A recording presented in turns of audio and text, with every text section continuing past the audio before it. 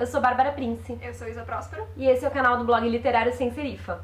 E acabou o ano, e agora de novo a gente tem que contar pra vocês o que a gente leu de melhor esse ano. Eu não sei você, mas no ano passado eu tava mais, ufa, acabou o ano, eu não aguentava mais. Esse ano eu tô tipo, não deu tempo de ler nada, peraí. Eu estou ufa, acabou o ano, não aguento mais, mas eu não li nada. Foi horrível. A gente queria um 2017 com mais leituras. Na verdade eu li tipo uns 10 livros a menos do que eu costumo ler, o que foi ridículo. Eu li uns, sei lá, uns 20 livros a menos do que eu costumo ler. Faz tipo um mês que eu tô no mesmo livro. Faz tipo uma semana que eu não leio uma frase de um livro. Bem-vindo ao blog do canal literário Sem Serifa, onde ninguém lê nada. Faz aí 4 anos que a gente escreve muitas resenhas, juro pra vocês que tem resenha pra caramba. Já tivemos anos melhores, inclusive. Mas estamos aí, seguindo firme e forte. É pra isso que serve o arquivo de resenhas, não é mesmo? No caso, se a pessoa já acabou de ler todas as nossas resenhas e já leu todos os livros que a gente resenhou, aí ela pode reclamar que não tem resenha nova, né? Exatamente. Bom, vamos aos melhores, aos 5 melhores e um pior, como é tradicional. Meu ano já começou difícil, porque um dos melhores livros do ano foi o primeiro livro que eu li. E 10 já coloca as expectativas lá em cima, né? O livro é A História da Sua Vida e Outros Contos, do Ted Chiang. É um livro de contos de ficção científica que foi editado e lançado pela Intrínseca aqui no Brasil. E um dos contos dele deu origem àquele filme A Chegada, do Denis Villeneuve, que é um filme muito bom. Então os contos também são muito bons. Eu acho que os meus contos favoritos são tipo os 2 últimos do livro. O último é um documentário em forma de conto sobre uma tecnologia nessa sociedade que permite às pessoas desligar a função do cérebro de ver quem é bonito e quem é feio. E aí ele fala das consequências disso na sociedade e dentro de uma universidade onde está rolando uma polêmica, porque um grupo de pessoas nessa universidade quer que esse mecanismo no cérebro seja obrigatório para todos os estudantes. É muito legal. Que interessante. E o conto da Chegada chama Chegada mesmo? Não, chama A História da Sua Vida e ele é escrito em segunda pessoa. Gosto, inclusive, um dos livros que eu vou falar hoje também é escrito em segunda pessoa. Mas não vai ser o primeiro porque eu vou falar em ordem que eu li. Meu primeiro melhor livro do ano foi A História da Menina Perdida, da Helena Ferrante, que é o 4º e último livro da tetralogia napolitana.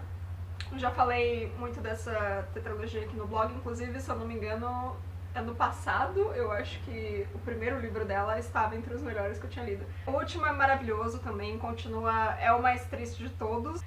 Eu já falei da tetralogia, ela segue basicamente a vida de 2 mulheres, desde a infância até a velhice em Nápoles, na Itália. É um livro que lida muito com machismo e assim, angustiante, porque você fica torcendo pelas personagens e elas estão naquela situação. Tipo, o livro se passa, assim, nos primeiros, né, nos anos 50, 60 e 70, assim. Então é legal porque você vê toda uma evolução histórica e tem esse background histórico nos livros. Embora seja uma história extremamente pessoal dessas 2 meninas, narrada em primeira pessoa por uma delas. Mas é muito angustiante. No último livro ocorrem coisas horrorosas com todo mundo, assim. Mas foi uma leitura maravilhosa. Fiquei com uma ressaca literária quando eu acabei ele. Como sempre, os nossos livros favoritos são os que fazem a gente sofrer mais. Acho que basicamente. O segundo livro que eu quero mencionar, eles estão sem nenhuma ordem específica, tá? É Cama de Gato, do Kurt Vonnegut. Muito bom, quase escolhi ele também. Ele é genial. É tipo, o autor é incrível, ele tem uma narrativa super sarcástica, com um humor que eu costumo dizer que é parecido um pouco com o humor de Monty Python. Sim, total. Porque o livro inclui vários personagens adultos falando coisas que não fazem o menor sentido, são completamente retardadas, mas só você tá percebendo, e as pessoas continuam aquele diálogo retardado ali, como se aquilo fizesse sentido. É muito surreal. É surreal e é muito crítico. O autor escreveu esse livro, que tem uma história super absurda, logo depois da Segunda Guerra Mundial. E ele estava muito decepcionado com o uso da ciência para, tipo, explodir pessoas. Então, todos os cientistas e todo mundo que mexe com ciência ou com política mundial no livro dele é muito inescrupuloso, mas de um jeito, assim, muito sarcástico. Dá pra você ver a acidez no texto. E além disso, ele critica também religião e a sociedade. Tem uma religião fictícia no livro que se chama bocononismo. E ao longo do livro você fica sabendo alguns dos princípios do bocononismo. E eles são sem noção. Eles são bons, né? Eles são muito bons. A minha parte favorita é quando o homem pergunta pra Deus qual era o sentido das coisas. E Deus fala, eu não falei que tinha que ter sentido. Você que tá inventando de procurar o sentido. Enfim, é um excelente livro. Eu tô tentando empurrar ele pra todo mundo que eu conheço, porque ele é ótimo. O segundo livro que eu vou mencionar é o The Fifth Season, ou A Quinta Estação, da N.K. Jemisin, que foi lançado esse ano, por acaso, pela editora Morro Branco. Ele é uma fantasia épica que se passa num mundo chamado de Stillness, não sei como ficou na tradução. A grande particularidade desse mundo é que ocorrem muitos terremotos e perturbações na Terra mesmo. E as pessoas que têm magia nesse mundo são pessoas que conseguem controlar esses movimentos da Terra. O livro acompanha a vida de 3 mulheres, de idades diferentes, em lugares diferentes. E uma dessas narrativas é em segunda pessoa. Tem um motivo pra isso, mas é spoiler. É um livro, assim, sensacional. Ele lida com questões super pesadas também, como racismo. Porque essas pessoas que conseguem controlar os movimentos da Terra são basicamente tratados como escravos, assim. É bem pesado mesmo. Mas a construção do mundo é impecável. A narrativa é super envolvente, os personagens são super envolventes. Tem um monte de diversidade que eu sempre procuro nos livros, especialmente nas fantasias, e foi uma leitura maravilhosa. Não só ganhou o Hugo de melhor romance em 2015, como a continuação, se não me engano, ganhou de novo o melhor romance no Hugo esse ano, 2017. Por falar em racismo, o terceiro livro que eu vou indicar é O Ódio que Você Semeia, que eu acho que é o Young Adult mais importante, que foi lançado no Brasil esse ano, nos Estados Unidos, se eu não me engano, foi no ano passado. É um livro narrado por uma menina negra nos Estados Unidos e ele foi inspirado pelo movimento Black Lives Matter. Logo no segundo capítulo do livro, essa menina, que se chama Star, vê um amigo dela ser assassinado pela polícia numa abordagem policial completamente errada. E aí ela acompanha como testemunha desse crime qual que é o desdobramento disso na sociedade, no microcosmo dela, na família dela e na sociedade como um todo, como que os noticiários vão tratar isso, como que a justiça vai tratar isso. E assim, é bem pesado. Além disso, você acompanha a vida dela e da família dela, que são muito fofos. Inclusive vai sair um filme e eu vi a foto do elenco do filme e eu fiquei tipo, ai que lindinhos. A família dela é ótima. E tem vários outros conflitos. Ela mora num bairro considerado gueto, o namorado dela é um menino branco que mora num condomínio de luxo. E aí tem todas as questões culturais de ser negro, em especial nos Estados Unidos, mas de racismo no mundo como um todo. Eu só ouvi coisas ótimas sobre esse livro. É maravilhoso, é muito importante e assim, te dá aqueles tapas na cara que você precisa, sabe?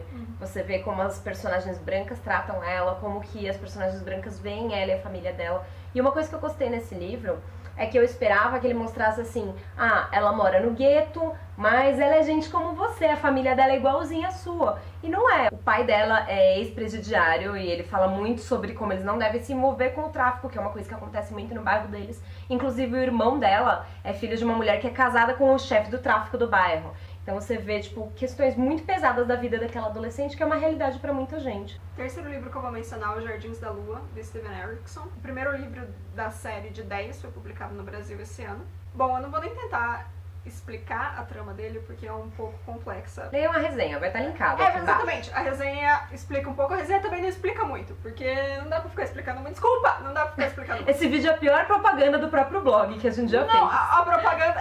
Bom, tudo bem. A resenha começa com Mano do Céu, porque eu tô só tipo, uau, esse livro. É fantasia épica.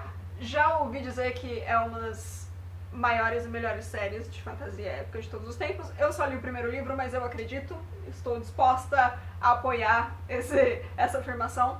É realmente excepcional. A construção do mundo, a magia é muito louca, muito original. Os personagens são super envolventes. Eu fiz pouquíssimas críticas na resenha, porque realmente foi uma leitura que eu adorei. Muita gente não gosta, porque ele é realmente meio complexo e ele demora um pouco pra coisa engatar, assim. O livro é dividido em 7 partes e os núcleos, né, dos personagens começam a se entrelaçar mais a partir da terceira. Mas eu tenho que dizer que eu gostei desde a primeira página, assim. Foi amor à primeira vista. Eu gostei muito. Mas é uma fantasia que é bastante complexa, ela exige muita atenção de você, ela exige que você se comprometa, tipo, ok, o livro tem, sei lá, 700, 800 páginas, não sei quantas páginas. Você tem que estar disposto a mergulhar naquele mundo e prestar atenção e ficar lembrando de nome de coisas e tentar desvendar o contexto político que está acontecendo ali. Mas assim, vale muito a pena, eu gostei muito. Se você gosta de fantasia épica e gosta de mergulhar no mundo de cabeça, eu recomendo. Você pode usar essas 700, 800 páginas como desculpa para o nível de leitura ter caído esse ano, você sabe, né? É verdade, eu li vários... vai chegar um livro do Sanderson aqui que vai justificar toda a minha lentidão. Mentira, porque eu li ele numa semana, isso não justifica nada. Bom, em uma semana eu leio um livro de 300 páginas, pô. Se você curte livros que demoram um pouquinho pra se desenvolver, que são mais densos, mais longos, que nem esse que ela falou, mas em vez de uma fantasia épica, você quer ficção científica, minha próxima dica é Solaris, do Stanislaw Lem. Muito bom. E aí, o que acontece nesse livro? A humanidade descobre esse planeta chamado Solaris e passa 100 anos, mais ou menos, estudando e mandando expedições pro planeta pra tentar entender ele, chegando a conclusão absolutamente nenhuma. O que é um tanto quanto frustrante. O protagonista é um cientista que é enviado para lá para uma missão de estudo do planeta e teoricamente vai encontrar outros 3 colegas lá numa estação. Quando ele chega, um dos colegas está morto e os outros 2 não estão nem um pouquinho dispostos a trabalhar com ele. Pelo contrário, parece que todo mundo só está a fim de ficar fechado no próprio quarto chorando. O que acontece é que Solaris é um planeta bem assustador, porque ele é povoado por um oceano vivo e possivelmente senciente. Como se o oceano já não fosse assustador, né? É um oceano que cobre quase toda a superfície do planeta e faz coisas esquisitas. E muitas coisas misteriosas e estranhas começam a acontecer. Então é um livro de ficção científica com muito mistério, que vai te deixando tenso pra caramba. E pra lá foi uma decisão de merda, na verdade, né? Tanto planeta pra explorar, não, vamos explorar esse aqui que tem o Oceano do Mal? Vamos. Mas essa é uma das coisas mais incríveis do livro, tipo, o cientista vai lendo estudos sobre Solaris ao longo do livro e vai vendo como todos aqueles estudos ao longo de um ano da humanidade tentando entender aquele planeta levam a nada e vai te dando aquela agonia de a humanidade não serve pra nada mesmo, né? A gente é um bando de idiota. É legal, porque tem chama de solarística, né? Que é tipo, tem todo um campo de uma ciência que surgiu pra estudar só o planeta. E, tipo, você tem os acadêmicos brigando um com os outros nos livros. E ele fala... Assim, tem uns trechos que são até um pouco maçantes, porque ele não para de falar sobre o planeta, as especificidades técnicas e tal. Mas é muito interessante, né? Tipo, parece que você fala, nossa, como é possível isso não ser real? Não, eu acho genial. Eu sempre falo pras pessoas, olha, vai ter uns trechos que são chatinhos, mas lê porque vale a pena. Meu quarto livro, por acaso, também é o livro final de uma tetralogia. Quem diria que haveria tantas tetralogias, não é mesmo? Que é O Labirinto dos Espíritos, do Carlos Ruiz Zafón. O primeiro livro da tetralogia é O Nome do Vento. Não, O Nome do Vento é o livro do Patrick Rothfuss, né? De fantasia, né? Não é mesmo? O primeiro livro do Carlos Ruiz Zafón, desta tetralogia, se chama A Sombra do Vento. Acertou agora. Agora, acertei. Os 4 livros, em teoria, podem ser lidos em qualquer ordem. A ideia do labirinto é meio essa, sabe? Você pode entrar por qualquer canto. Mas, na verdade, não muito, assim. É bom ler. Eu acho que os 2 primeiros livros podem ser lidos em qualquer ordem e depois você deve ler o terceiro e o quarto. E, assim, só muito livre-arbítrio, né? Então, assim, fica à vontade, faz o que você quiser, mas, né, eu tô te dando conselho de graça. Bom, o primeiro livro começa com um garoto chamado Daniel Semperi, que o pai dele leva ele pra um lugar chamado Cemitério dos Livros Esquecidos, que é tipo a minha casa, sabe? Soltos lá, largados. Só tem dor e sofrimento. Só tem dor e sofrimento. É uma biblioteca escondida em Madrid, que tem livros de autores que foram esquecidos ou que foram apagados, assim. Esse tema da ditadura espanhola, que é algo que acompanha a série inteira, que está muito presente também na vida dos personagens por uma série de motivos. A série flerta muito com a fantasia, embora o segundo livro toque um pouco mais nesse aspecto fantástico, mas também não tanto, porque fica aquela dúvida se é fantasia ou se não é fantasia. Mas todos os livros têm um aspecto de mistério muito forte. E a narrativa deles é deliciosa, é incomparável. Você se envolve insanamente nas tramas, que às vezes são meio folhetinescas, assim. Talvez isso também influencie o fato de ser tão viciante, sabe? E esse livro vai meio que resolver todos os fios soltos dos livros anteriores e revelar coisas do passado dos personagens. Tem uma revelação bombástica no livro que envolve os 3 anteriores, assim. Eu tinha altas expectativas quando eu peguei esse livro, ele atendeu todas elas. De modo geral, assim, eu recomendo sem nem ressalvas. Leiam A Sombra do Vento. Leiam O Nome do Vento também, se vocês quiserem. Os 2 são bons. E por último, eu adorei As Brigadas Fantasma. Ele é a continuação da Guerra do Velho que por acaso estava na minha lista de favoritos de 2015, que foi quando eu li o primeiro livro. Não, estava na minha. Não, a Isa não gostou da Guerra do Velho. E eu não consigo nem dizer qual dos dois livros é melhor. Ele tem uma pegada um tantinho diferente. Eu acho importante ter lido Guerra do Velho pra entender de verdade Brigadas Fantasma. Senão, além de ficar um pouco perdido, você vai pegar vários spoilers de Guerra do Velho, que não é legal. Mas ele aborda as Brigadas Fantasma, que são algumas brigadas especiais dentro daquele exército, que elas são criadas de um jeito diferente. O livro traz alguns dilemas, um pouquinho de o robô na ficção científica e a posição dele na sociedade na ficção científica. E dá uma brincadinha com isso, enquanto ele faz uma investigação grande de uma política interplanetária e de tretas que podem jogar a humanidade numa grande guerra. Olha só, parece bom mesmo. É muito legal. Ele é um pouquinho mais filosófico do que o Guerra do Velho, eu acho. Esse livro não tem John Perry, mas tem a Jane, que é uma personagem que aparece no fim do Guerra do Velho, que é super interessante. E a Jane Sagan é quem tá liderando o esquadrão em que o protagonista vai trabalhar. Então tem bastante da Jane e desse protagonista que demora pra aparecer no livro. Eu achei isso muito interessante. Eu acho que ele começa a aparecer, a ser abordado no final da primeira parte do livro só. Antes disso, são outras questões que vão te apresentar a realidade daquele protagonista. É um livro que prende muito, eu adoro John Scalzi, e ele é muito divertido de ler como os outros, mas é um pouquinho mais filosófico que o Guerra do Velho. Bom, meu último melhor livro do ano, e com certeza o meu preferido de todos. E também o maior em número de páginas, tem cerca de 1.200 e alguma coisa. Eu já sei qual é. É o livro do meu querido Brandon Sanderson, vulgo Brandeus. Oathbringer, terceiro livro da série Stormlight Archive, cujo primeiro aparentemente vai sair em algum momento pela editora Leia. Gente, Oathbringer é maravilhoso, assim, eu não vou ficar falando... Enfim, se você gosta de fantasia, leia Stormlight, espere sair em português, ou se você consegue ler em inglês, põe na sua lista. No final vão ser 10 livros, embora estejam divididos em dois ciclos assim de 5 livros. Então a gente já tem os 3 primeiros, o Brandon escreve que nem uma máquina, então eu acho que daqui uns 3 anos sai o próximo já.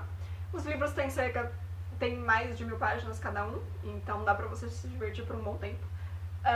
Se passa nesse mundo em que tem essa luz de tempestade, essa Stormlight, que, simplificando loucamente, é ela que dá poderes às pessoas, né? Mas tem todo um sistema complexo de magia. Esses livros são parte da Cosmere, que é o universo de obras interligadas do Brandon, né? Cada uma se passa em um planeta, no mesmo universo, mas assim, não precisa ler tudo para entender, você pode começar pelo Stormlight, embora tenha um livro que se relacione bastante com essa série, que é o Warbreaker, que a Leia também vai lançar e que eu também gosto muito, então já aproveito para recomendar. Enfim, Oathbringer, voltando. Sensacional, assim. Embora eu acho que o primeiro livro da série ainda é meu preferido, porque todos os livros têm, ao mesmo tempo, tem a ação presente e tem flashbacks de um personagem. Então, pelos flashbacks, você vai entendendo a história do personagem, né, e como que ele chegou naquele ponto. Dos flashbacks, o meu preferido ainda é o do primeiro livro, então eu acho que ele continua sendo o meu preferido. Mas esse livro, assim, eu achei que a trama talvez seja a mais fechadinha de todos os livros, assim. O ritmo é sensacional. Depois, não lembro quantas partes tem, são 5 partes, eu acho. Depois da segunda parte eu não conseguia mais parar de ler, assim. Eu fiquei lendo 3 dias direto, enlouquecida, assim. Eu adoro fazer isso com os livros do Brandon. Os personagens principais todos têm um arco muito fechadinho nesse livro, que eu achei bem legal. Mesmo personagens que já tiveram um puta desenvolvimento nos livros anteriores, né? Então eles não ficam estanques pra outro personagem ter o seu momento de brilhar, tipo, todos eles estão incríveis. A situação tá ficando cada vez mais complicada naquele mundo. Bom, eu não vou dar muitos spoilers da trama, porque muita gente não leu o primeiro ainda, né? Mas assim, só pra falar, leiam Stormlight Archive, Oathbringer tá maravilhoso. Eu fiz resenha de Oathbringer? Não, ainda não. Eu não fiz resenha de Oathbringer. Faz resenha. É que eu acabei o livro, daí eu falei, nossa, eu preciso fazer resenha, mas tipo, eu só tava gritando, eu não sabia o que falar, porque eu ia só falar, meu Deus do céu, o livro é foda! Pode escrever isso na resenha. A gente põe numa fonte grande, vai ocupar bastante espaço. Isso. E os leitores vão entender o seu lado. E agora, o pior livro que cada uma de nós leu esse ano. Bom, esse ano eu não li muitos livros péssimos, mas teve um deles que me decepcionou muito, que foi Gigantes Adormecidos.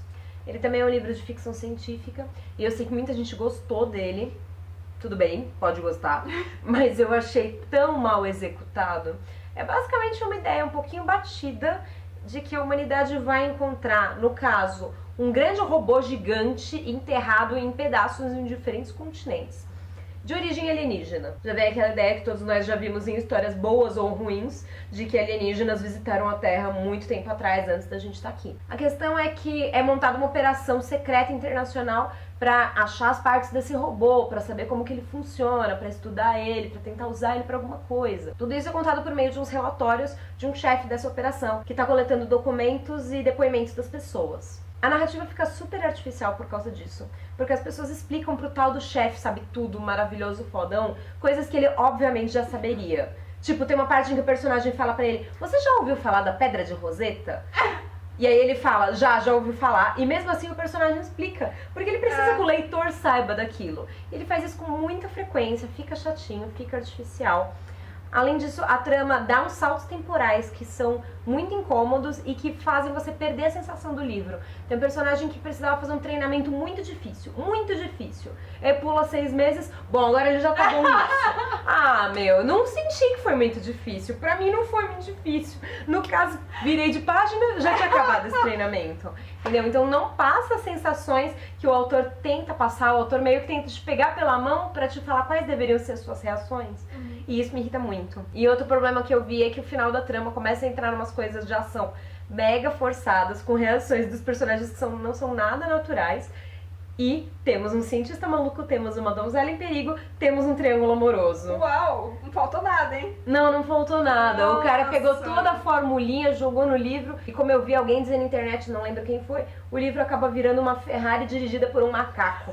Ele tinha tudo pra ser um bom livro, se soubessem executar direito. Enfim, foi uma grande decepção. Eu tava esperando bastante desse livro. Milagrosamente eu não li nenhum livro ruim esse ano. Quer dizer, talvez não milagrosamente, já que eu li pouquíssimos livros esse ano. As chances de eu ler um ruim eram menores. Foi muito difícil escolher o pior. O livro que eu escolhi não é um livro ruim, de forma alguma. Inclusive, muita gente adora esse livro. Eu escolhi ele como pior simplesmente porque foi um dos livros que eu mais demorei pra ler. Sei lá, eu fiquei um mês lendo ele por motivos diversos e essa dispersão talvez tenha minimizado assim, o efeito do livro e eu tenha meio que perdido o fio da meada. Que é o All the Birds in the Sky, da Charlie Jane Anders, que saiu também pela Morro Branco, como Todos os Pássaros do Céu. É um livro que ele mistura fantasia e ficção científica de um jeito bem legal. Tipo, você tem esses dois personagens, tem a Patrícia, que é uma menina que um dia ela começa a conversar com pássaros, daí informam ela que ela é uma bruxa. E você tem o Lawrence, que é esse menino que sofre bullying na escola e tal, mas ele é um gênio da tecnologia e ele cria coisas incríveis, assim. E você conhece a vida deles na infância, depois eles se separam um pouco na adolescência, no começo da idade adulta e se reencontram num contexto em que o mundo tá assim... O mundo foi pra merda, tá um cenário quase apocalíptico, sabe? Ninguém sabe como salvar a humanidade, assim. E eles, com cada um com a sua habilidade específica, vão se unir pra tentar salvar o mundo. Assim, a ideia é super legal, mas pra mim não me tocou tanto quanto eu achei que ia tocar, sabe? Pelas resenhas altamente elogiosas, eu tinha altas expectativas e daí eu acabei não gostando tanto. Eu acho que o que começou a me incomodar logo no começo foi que eu senti que os pais das crianças eram tipo, se você pedisse pra um adolescente escrever, tipo, os pais do mal, sabe, caricatos, ia sair daquilo. Porque os pais da menina preferiam a irmã dela a ela e, tipo, e deixavam ela trancada na casa, assim, e faziam umas coisas horrorosas com ela. E os pais do menino, assim, eram os dois mortos que não tinham atitude nenhuma. E um belo dia eles enfiam o menino do carro, não, você vai pra uma escola particular, ficar internado lá, tipo... Que, assim, foi um negócio que, tipo, quebrou a minha suspensão de descrença, sabe? Eu não senti muita verossimilhança nisso, então já no começo isso começou a me incomodar um pouquinho. E daí eu tentei relevar porque o resto do livro tava legal, a trama tava legal, eu gostava dos dois meninos e tal. O livro foi se desenvolvendo e eu, sei lá, eu não senti muita conexão com os personagens, então foi muito difícil pra mim amar o livro, sabe? E também por eu ter estendido a leitura por um tempo tão grande, eu meio que perdi a empolgação com ele, assim. E também, o que é um meio spoiler, não, é um spoiler. Não dá spoiler, okay. Eu vou ler. Você vai ler? Não, mas praticamente não é um spoiler. Eu vou falar e você vai falar, é verdade, não era um spoiler. O Lawrence e a Patrícia, que são são, na verdade, o grande romance do livro. E eu achei que ia fugir disso. Enfim, não tem nada de errado em ser o grande romance do livro, sabe? Não é algo que eu tenho odiado, que nem eu odiei ano passado com o... Ah, lembra aquele livro que foi o... que também ganhou prêmio? Caralho, eu li o livro. Ah, o da menina na torre, Uprooted. E como você lembra o nome do livro? Você não leu? Eu li a sua resenha, Isadora. Presta atenção no que você fala. Nem eu sei o que eu li. Então, o Uprooted, que eu realmente odiei o romance. Esse eu não odiei o romance, tem momentos super bonitinhos, assim, eu realmente não senti uma grande conexão, então, como eu não tava me importando tanto com os personagens, o livro acabou ficando meio... Mas assim, não estou dizendo que é um livro ruim, tá? Não precisam me crucificar. Eu tô muito curiosa, porque eu comprei esse livro, eu pretendo ler ele em breve. Então vamos ver o que vou achar. Ver. É isso, né? Considerações finais. Ano que vem vai ser melhor. Ano que vem a gente vai ler muito. Ou se não, muito mais. É, muito mais do que essa quantidade irrisória de livros que a gente vai ler. A gente vai deixar linkado aqui embaixo resenhas de todos os livros que a gente mencionou, se tiver resenha deles no blog. E vamos deixar também o link pro blog, pra lista de todos os livros que a gente leu esse ano, pra vocês verem a desgraça que foi. Vocês vão ler a lista rapidinho. É uma lista bem curta, não custa nada vocês irem lá ver. Se vocês querem ver mais vídeos sobre os livros que a gente lê, as nossas opiniões sobre livros, não esquece de se inscrever aqui embaixo no canal e aproveita e dá um joinha no vídeo pra ajudar a gente a crescer. Uma vez a cada 4 meses a gente faz um vídeo. Os vídeos são esporádicos, o que significa que não é um grande compromisso. Que significa que quando você menos esperar tem vídeo novo. Isso. Quando você já esqueceu que a gente existia, que você tinha assinado o canal, tem vídeo novo. E 0 chances de você enjoar da gente. Então não tem nenhum motivo pra você não assinar esse canal. Mas se você quiser ver a gente com um pouquinho mais de frequência, a gente costuma postar as nossas resenhas, as nossas opiniões e alguns textos sobre literatura lá no blog. Então segue lá, se inscreve na nossa página do Facebook pra saber quando tem post. Deixe comentários, a gente adora que as pessoas leiam as resenhas. E bom 2018 pra vocês, leiam muito, não façam como a gente.